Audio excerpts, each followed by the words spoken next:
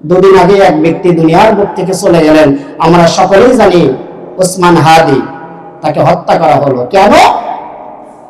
তার অপরাধ একটাই ছিল, শুধু তাকেই হত্যা করা হয়নি, বিগত দিনে আরো ভালো ভালো মানুষকে হত্যা করা হয়েছে। 2019 সালে আবরার ফাহাদকে হত্যা করা হলো। তার একটাই অপরাধ ছিল, সে সত্যকে বিশ্বের সামনে তুলে ধরেছিল। কিয়ামতের ময়দানে আল্লাহ তাআলা যদি আবরার ফাহাদকে জিজ্ঞাসা করে, আবরার ফাহাদ তোমাকে কেন হত্যা করা হলো? কিয়ামতের ময়দানে আবরার ফাহাদ দাঁড়িয়ে বলবে, আল্লাহ, সত্যকে আমি বিশ্বের সামনে তুলে ধরেছিলাম, এই জন্য জাতির লোকেরা আমাকে হত্যা করেছে। 2024 সালে আবু সাইদকে যদি কিয়ামতের ময়দানে আল্লাহ তাআলা দাঁড় করান, যে আবু সাইদ তোমাকে কেন হত্যা করা হয়েছিল? সে বলবে, আল্লাহ, আমি সত্যের পক্ষে রাজপথে দাঁড়িয়েছিলাম বুক টান টান করে, এইটা বাতিলেরা সহ্য করতে পারে না, এজন্য আমাকে হত্যা করেছে। 2024 সালে নির্মুগ্ধকে যদি জিজ্ঞাসা করা হয় তোমাকে কেন হত্যা করা হলো, সে বলবে, আল্লাহ, আমি ছাত্র ভাই বোনদেরকে পানি এবং বিস্কুট খাওয়ানোর জন্য রাস্তায় নেমেছিলাম, বাতিল শক্তি আসে এটা সহ্য করতে পারিনি, এজন্য আমাকে তারা হত্যা করেছে। আর যদি বলা হয় ওসমান হাদি তোমাকে কেন হত্যা করা হলো, সে একটা কথাই বলবে, আমি আমার সমাজটাকে কোরআন দিয়ে হাদিস দিয়ে পরিবর্তন করতে চেয়েছিলাম, মানুষকে সত্যের পথে আনতে চেয়েছিলাম, এইটা বাতিলেরা, টেন্ডারবাজরা, চাঁদাবাজরা এইটা সহ্য করতে পারে নাই, এই জন্য আমি ওসমান হাদিকে তারা হত্যা করেছে। কিন্তু একটা কথা মনে রাখতে হবে, একজন ওসমান হাদিকে হত্যা করেছে, হত্যা করার পরে সে শুধু চেয়েছিল আমি ঢাকা 8 আসনের এমপি হব।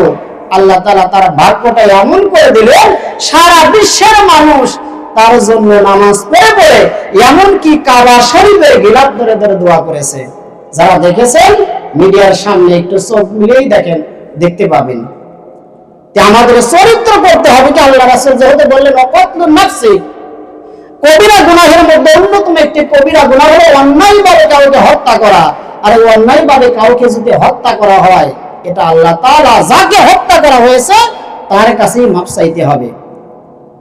দুনিয়াতে আমি পার পেয়ে গেলাম, আমি যদি কাউকে হত্যা করি আমার অবস্থাটা কেমন হবে, আর আপনি যদি কাউকে হত্যা করেন আপনার অবস্থাটা কেমন হবে। মুসলিম শরীফ থেকে আমরা দলিল নিব। সেই দলিলটা কি দেখেন, আপনি যদি কাউকে গালি দেন, কাউকে আঘাত করেন, কাউকে হত্যা করেন, কারো অপবাদ দেন, আপনার অবস্থাটা কেমন হবে। আল্লাহ রাসূল একদিন বসে আছেন, সাহাবায়ে কিরামগণ আল্লাহ রাসূলের সামনে বসে আছেন। আল্লাহ রাসূল সাহাবীদেরকে লক্ষ্য করে বললেন, ও আমার সাহাবারা, তোমরা কি জানো আতাদরুনা মাল মুফলিস, তোমরা কি জানো সবচাইতে নিঃস্ব, অসহায়, মিসকিন, ফকির কারা? আল্লাহর নবী বললেন, ও আমার সাহাবারা, আতাদরুনা মাল মুফলিস, সবচাইতে নিঃস্ব মানুষেরা কারা, সবচাইতে ফকির মিসকিনেরা কারা? আল্লাহর নবী সাহাবীরা বললেন, ক্বালু ইয়া রাসূলুল্লাহ, হে আল্লাহর রাসূল, আমাদের বুদ্ধি দিয়ে বিবেক দিয়ে বলছে ইন্নাল মুফলিসা, তারা বলছেন আল মুফলিসু ফিনা মান লা দিরহাম লাহু ওয়ালা মাতাআ, হে আল্লাহর রাসূল, দুনিয়ার মধ্যে যার কাছে টাকা নাই, পয়সা নাই, ধন সম্পদ নাই, গাড়ি বাড়ি নাই, তারাই হচ্ছে সবচাইতে অসহায় মানুষ, ফকির মানুষ। আল্লাহর নবী বললেন, না ও আমার সাহাবারা, সবচাইতে ফকির মানুষ, মিসকিন মানুষ তো তারাই। সাহাবায়ে কিরামগণ বললেন, কারা? আল্লাহর নবী বললেন, ইন্নাল মুফলিসা মিন উম্মতি মান ইয়াতি ইয়াউমাল কিয়ামাতি বিসসালাওয়াতি ওয়া সিয়ামিন ওয়া যাকাওয়াতিন ওয়া ইয়াতি ক্বাদ শাতামা হাযা ওয়া কাযাফা হাযা ওয়া আকালা মালা হাযা ওয়া সাফাকা দামা হাযা ওয়া দারাবা হাযা। আল্লাহর নবী বলছেন, ও আমার সাহাবারা, কিয়ামতের ময়দানে সবচাইতে ফকির হবে তারা, সবচাইতে নিঃস্ব হবে তারা, সবচাইতে অসহায় হবে তারা, যারা অসংখ্য নামাজ দুনিয়ার বুকে পড়েছে, অসংখ্য রোজা রেখেছে, অসংখ্য দান খয়রাত করেছে, যাকাত প্রদান করেছে, কিন্তু কিয়ামতের ময়দানে 5টা জিনিস নিয়ে তারা আল্লাহর দরবারে হাজির হবে। তার মধ্যে 1 নাম্বার অপরাধ হলো ওয়ায়াতি ক্বাদ শাতামা হাযা, দুনিয়ার বুকে বেঁচে থাকা অবস্থায় সে কাউকে গালি দিয়েছে। এই যে আমরা মানুষকে গালি দেই, আমরা মনে করি একটা মানুষকে গালি দিয়েছে এটা সাধারণ ব্যাপার, এটা কি গুনাহ হতে পারে? আল্লাহ রাসূল বলেছেন সেই ব্যক্তি কি হবে? অসংখ্য নামাজ, অসংখ্য রোজা এবং অসংখ্য দান সদকা যাকাতের সওয়াব নিয়ে হাজির হবে, কিন্তু সেই সাথে সে হাজির হবে কি নিয়ে? ওয়াদ শাতামা হাযা, ওই নামাজ আদায়কারী ব্যক্তি কাউকে গালি দিয়েছে। ওয়াদ শাতামা হাযা, কাউকে গালি দিয়েছে, এইটা হচ্ছে 1 নম্বর অপরাধ।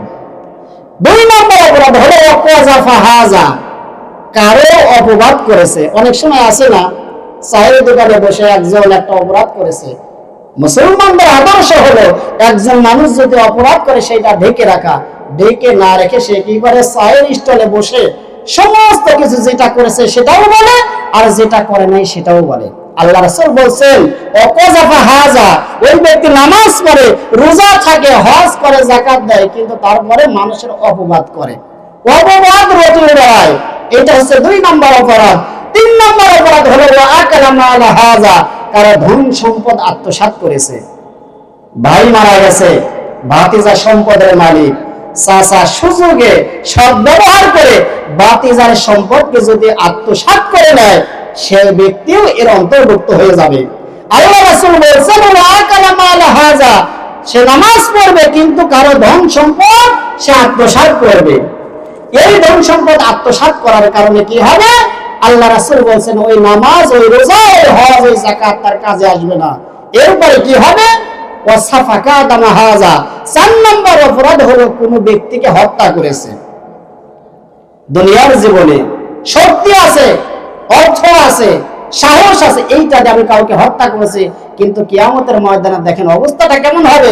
আল্লাহ রাসূল বলেছেন নামাজও পড়ে মানুষকে হত্যাও করে, রোজাও থাকে মানুষকে হত্যাও করে, হজ করে, যাকাত দেয়, তারপরে মানুষকে হত্যা করে। এরপরে আল্লাহ রাসূল 5 নম্বর এসে বললেন ওয়াদরাবা হাযা, কাউকে আঘাত করা। সে আঘাত হতে পারে হাতের দ্বারা, আঘাত হতে পারে কথার দ্বারা। এই যে 5টা গুনাহ করলো, নামাজ পড়েছে, কাউকে গালি দিয়েছে, নামাজ পড়েছে, কারো অপবাদ রটনা করেছে, নামাজ পড়েছে, কারো ধন সম্পদ আত্মসাৎ করেছে, নামাজ পড়েছে, কারোকে আঘাত করেছে, নামাজ পড়েছে, কাউকে হত্যা করেছে। এই যে 5টা অপরাধ সে করলো, অপরাধ করার কারণে কিয়ামতের ময়দানে হাজির হয়ে যাবে। আল্লাহর নবী বললেন ও আমার সাহাবারা, এই 5টা গুনাহের কারণে কিয়ামতের ময়দানে রব্বুল আলামিন যাকে হত্যা করেছিল সে দাঁড়িয়ে যাবে, আল্লাহর কাছে বিচার চাইবে। আল্লাহ গো, দুনিয়ার বুকে আমাকে এই ব্যক্তি হত্যা করেছিল, আজকে আমি এর বিচার চাই। দুনিয়ার মধ্যে সঠিক বিচার আমি পাই নাই, তুমি সঠিক বিচার করে দাও। আল্লাহ তাআলা বলবেন ও বান্দা, এই ব্যক্তিকে তুমি হত্যা করেছিলে, এর তুমি ফয়সালা করে দাও, এর তুমি জরিমানা দাও। যে আইনটা আমি করে দিলাম সেই আইন অনুযায়ী এই ব্যক্তির যে জরিমানার টাকা হয় সেইটা তুমি দিয়ে যাও। হত্যাকারী ব্যক্তি বলবে আমার কাছে কোনো টাকা নাই, পয়সা নাই, আমি একজন নিঃস্ব মানুষ। আল্লাহ তাআলা বলবেন আমি জানি তোমার কাছে টাকা নাই, পয়সা নাই, কোনো ধন সম্পদ নাই, কিন্তু একটা জিনিস আছে, সেই জিনিসটার নাম হচ্ছে তোমার সওয়াব। তুমি নামাজ পড়েছো, রোজা থেকেছো, ইসলাম ধর্মের প্রত্যেকটা বিধি বিধান কম বেশি মেনে চলেছো, এই যে সওয়াবগুলো হয়েছে যাকে হত্যা করেছে তাকে দিয়ে দাও। আল্লাহর নবী বলেন ওই ব্যক্তি সমস্ত সওয়াবগুলো আস্তে আস্তে দিতে থাকবে, দিতে দিতে এমন অবস্থা হবে সমস্ত সওয়াবগুলো তার ফুরিয়ে যাবে।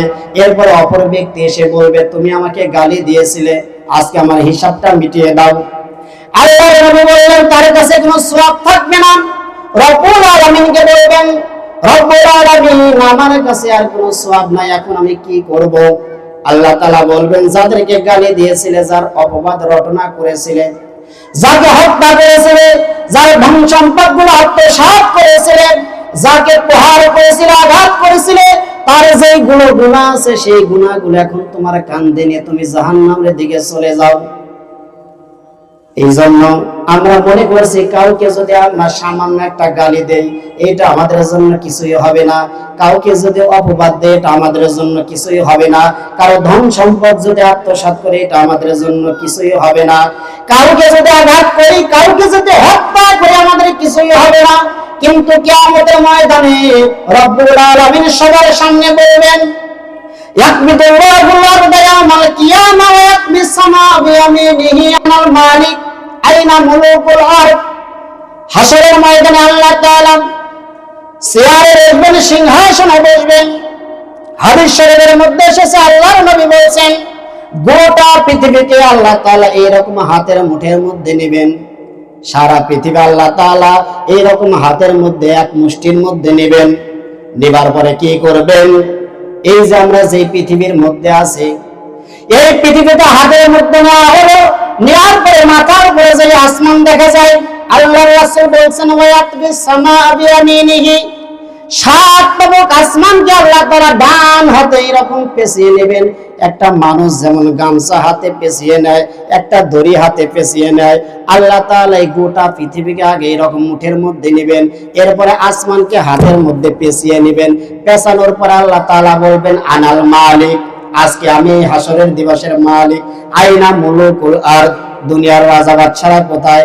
তাদের বিচার আজকে আমি করব। দুনিয়ার জীবনে বেঁচে থাকা অবস্থায় টাকার লোভে পড়ে, সম্পদের লোভে পড়ে, অর্থের লোভে পড়ে তোমরা হক বিচার তোমরা করো নাই, কিন্তু আমি আল্লাহ তাআলা আজকে হক বিচার করব। আজকে তোমরা কোথায়? আইনাল জাব্বারুন, আইনাল মুতাকাব্বিরুন, যারা দাম্ভিক অহংকারকারীরা কোথায়? আজকে তাদের বিচার আমি আল্লাহ তাআলা নিজ হাতে করব। কাউকে ছাড় দেবেন না, কে ধনী কে ফকির, কাউকে আল্লাহ তাআলা ছাড় দেবেন না। তাই আজকে ওসমান হাদিকে যারা হত্যা করেছে, শহীদ আবু সাইদকে যারা হত্যা করেছে, মাহমুদুর রহমান মীর মুগ্ধকে যারা হত্যা করলো, আমার ভাই আবরার ফাহাদকে যারা হত্যা করেছে, কিয়ামতের ময়দানে আল্লাহ তাআলা নিজেই চেয়ারে বসে বলবেন, আনাল মালিক আইনা মুলুকুল আরদ, দুনিয়ার মধ্যে ন্যায় বিচার পাওনি, কিন্তু আজকে আমি আল্লাহ তাআলা ন্যায় বিচার করব। এজন্য আমাদের সাবধান হয়ে যাইতে হবে। কোন ধরনের হত্যার মধ্যে যাওয়া যাবে না, পিতা মাতার অবাধ্য হওয়া যাবে না, আল্লাহর সাথে কাউকে শরীক করা যাবে না, আর মিথ্যা কোনো সাক্ষী দেওয়া যাবে না।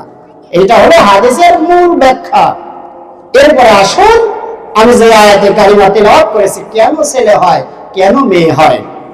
আল্লাহ তাআলা কুরআনুল কারীমের মধ্যে বলছেন, ইয়াহাবু লিমান ইয়াশাউ ইনাসা ওয়া ইয়াহাবু লিমান ইয়াশাউ যুকুর আও ইযাওয়িজুহুম যুকরানা ওয়া ইনাসা ওয়া ইয়াজআলু মান ইয়াশাউ আকিমা ইন্নাহু আলীমুন কাদির।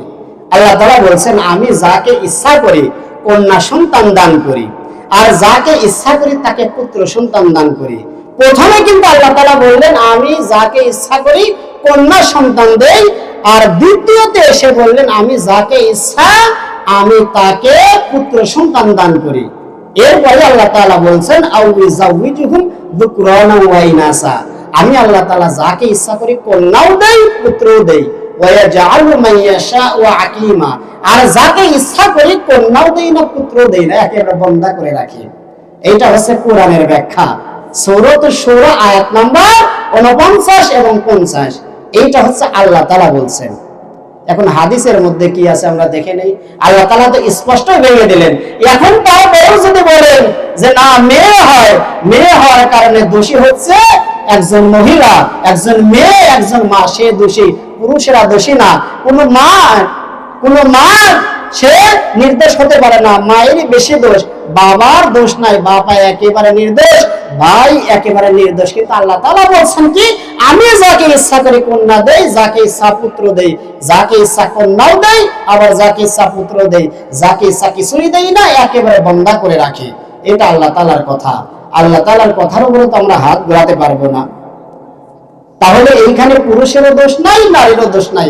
আল্লাহ তাআলা যখন যাকে যেটা দিবেন সেটা নিয়েই সন্তুষ্ট থাকতে হবে। এখন আমরা হাদিসের দিকে আসি। হাদিসে কি বলা হয়, আসলে 10 টাকার ছেলের নাকি মেয়ে, অপরাধী যে ছেলে নাকি মেয়ে। আল্লাহর নবীর কাছে একদল ইহুদি আসলো, আসার পরে বলছেন, হে আল্লাহর রাসূল, আপনাকে আমরা 4টা প্রশ্ন করব, এই 4টা প্রশ্নের উত্তর যদি আপনি দিতে পারেন তাহলে আমরা বুঝে নেব আপনি সঠিক নবী, আপনি হক নবী, আপনি সত্যিকার অর্থে নবী। আর যদি আপনি 4টি প্রশ্নের উত্তর দিতে না পারেন তাহলে বুঝে নেব আপনি সত্যিকার অর্থে নবী নয়।